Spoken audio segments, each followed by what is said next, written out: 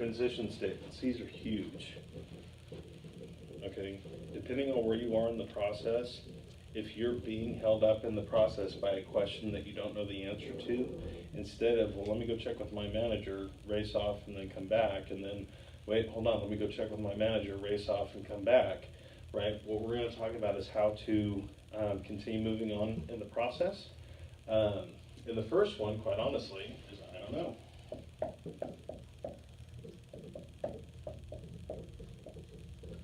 And the thing about I don't know is it does a couple things, right? Number one, it lets the customer know that you're not sure exactly what the answer to that question is right this very second. We'll definitely get that information for you before you go. But it also kind of lets us move past that brick wall, right? You're just gonna kind of move around that brick wall and let them know, you know, I'm not sure what the answer is to that question, but we'll work together later to make sure that you have that information so you can make the best decision. So don't be afraid of I don't know, right? And don't be afraid to tell somebody that you're brand new, right? I mean, I've done this for a very long time, but if I go to a new store and I'm not familiar with the store itself, you know, I'm still gonna say, you know what, I'm brand new, so just, you know, bear with me a little bit, but we'll make sure that we do get that information for you before you go, right? And it's very disarming, right? It makes them understand that you're not the guy who's going to try and take advantage of them because you're that fast talking salesman, right? So the other one is you told me.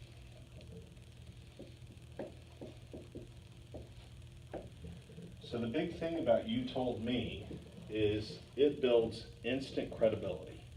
Okay, it lets the customer know, number one, that you're listening and you care about you know, what they need and what they want to accomplish. So as long as whatever follows you told me is something that they actually told you, it's instant credibility.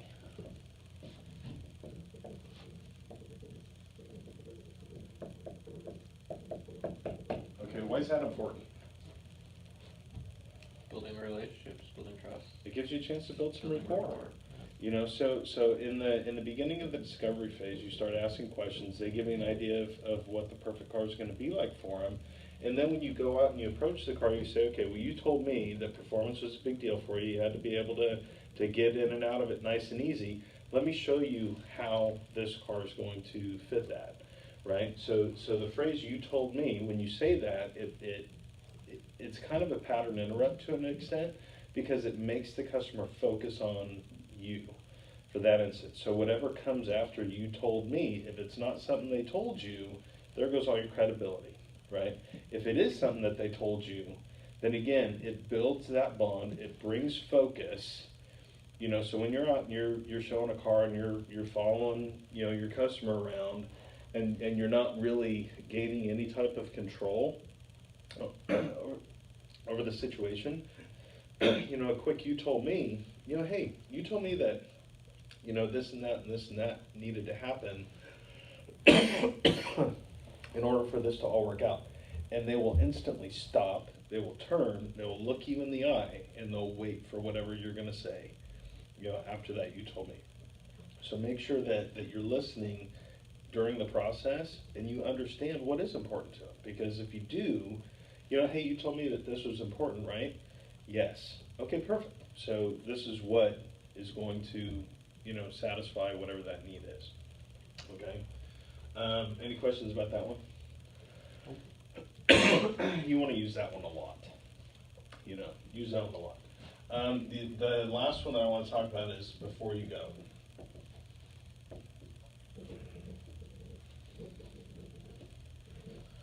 Okay, so before you go, if somebody tells you, okay, well, I got ice cream melting in the car, I gotta go. Okay, well, before you go, you know, why don't we take a look at a couple cars real quick and we'll make sure we have something that's gonna work out okay for you, right? Before you go, let's do this. Before you go, let's do that. So we have a sales process, right? So in that process, you have a meet and greet, right? And then what? Fact finding. Yeah.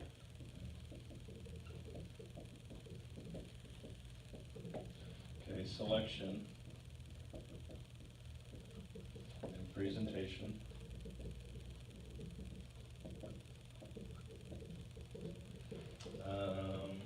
demo, right, and then a commitment.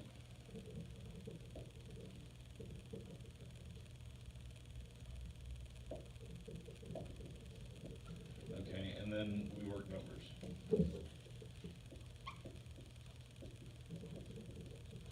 Okay, and then hopefully sometime after that, we're actually going to deliver the car, right? Okay, so if you start the process, you do a really good meet and greet, you ask them a few questions, everybody's on the same page, everything's great. You go out and you look at a couple cars, and okay, I got to go pick up my son over at the YMCA.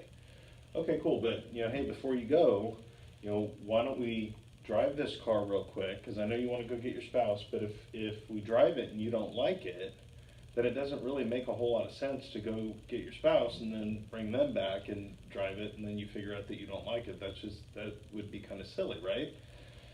Okay, yeah, that makes sense. Let's go ahead and drive it. So then you go out and you drive the car, and they go, okay, I'm going to go do my other thing now, right? Because in a lot of cases, they're just trying to run away, right? They don't like you, they don't like the car, they don't like, whatever the case may be.